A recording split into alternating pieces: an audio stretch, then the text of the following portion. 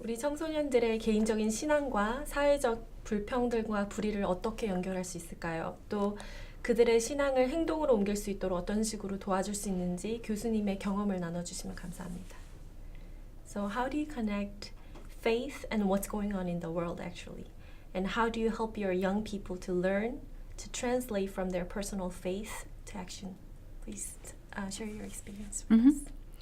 I think there's a number of ways of doing that. There's things you can do in the classroom, but I'm going to give an example from worship. So one component of our program is that we have worship every evening, and it looks different every night because our participants come from different denominational backgrounds and different cultural backgrounds. So worship one evening might be very contemplative and quiet and prayerful, and the next night it might be loud and singing and come from a different tradition.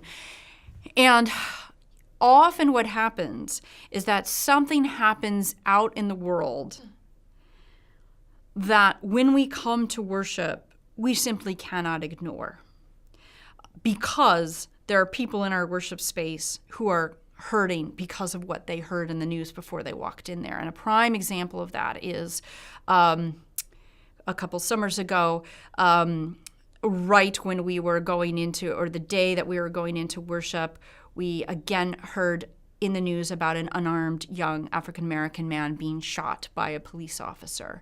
And then actually right after that, we heard about in Atlanta, in one of our public parks, they had found an African-American man hanged from a tree, which seemed too eerily much like lynching.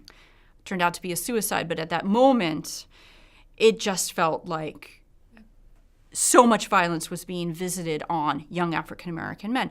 So that moment when we went into worship, some of the African-American young men leading the worship simply had to pray prayers of lament.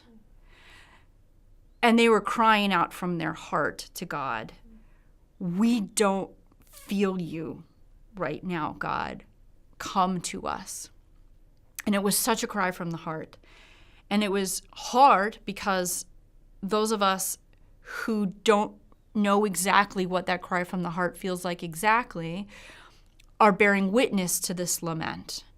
And we are praying alongside our brothers and sisters and siblings to God in the midst of this, but we're also thinking, okay, where do I fit into this so that this prayer of lament can at some point become a spur to action?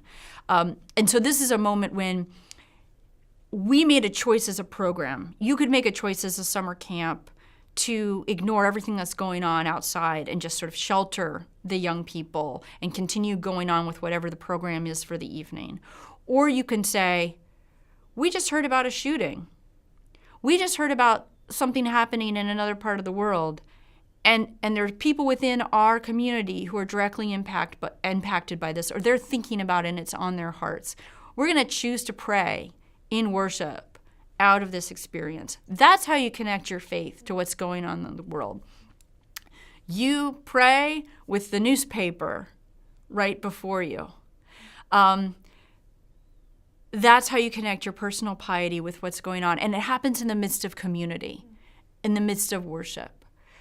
I may not have noticed that news headline because it didn't affect me right away. But when I come into worship and realize that my brother or sister or sibling sitting next to me is crying because of what they saw in the news, all of a sudden I get it. I get that I need to care about it. Even if I don't understand completely, I get that I need to care about it. And I care about it because I care about you, and you're upset about it, and we're here in worship together. Outside of that context of community, it's far more difficult to connect your personal piety to the world. But in the context of worship, we can make that happen.